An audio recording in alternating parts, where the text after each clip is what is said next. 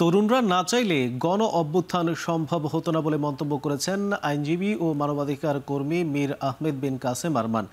শনিবার ইসলামী ছাত্র শিবির সরকারি বাংলা কলেজ শাখার উদ্যোগে একাদশ শিক্ষাবর্ষের শিক্ষার্থীদের নবীন বরণ ও ক্যারিয়ার গাইডলাইন অনুষ্ঠানে তিনি এই মন্তব্য করেন।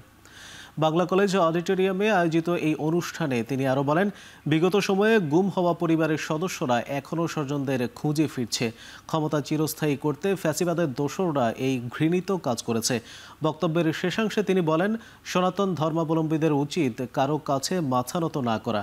একই অনুষ্ঠানে ইসলামী ছাত্র শিবিরের কেন্দ্রীয় প্রচার সম্পাদক আজিজুর রহমান আজাদ বলেন, ন্যায় আর ইনসাফের ভিত্তিতে গঠিত আগামী দিনের রাষ্ট্র ও সমাজ।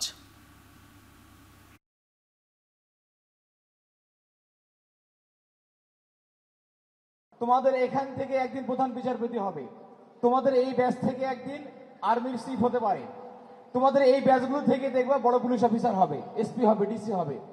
কাজে আমরা বিশ্বাস করি ইসলামী ছাত্র শিবির তোমাদেরকে নিয়ে একটা স্বপ্ন দেখে, এমন এক সভ্যতা আমরা বিনির্মাণ করতে চাই যে সভ্যতার ভিত্তি হবে ন্যায় এবং ইনসাফ। তরুণের সময় এটা, তরুণ হচ্ছে সেই সময় যেখানে আমরা আমাদের শরীরের টকবগে শক্তি থাকে, মনের শক্তি থাকে আরো বেশি।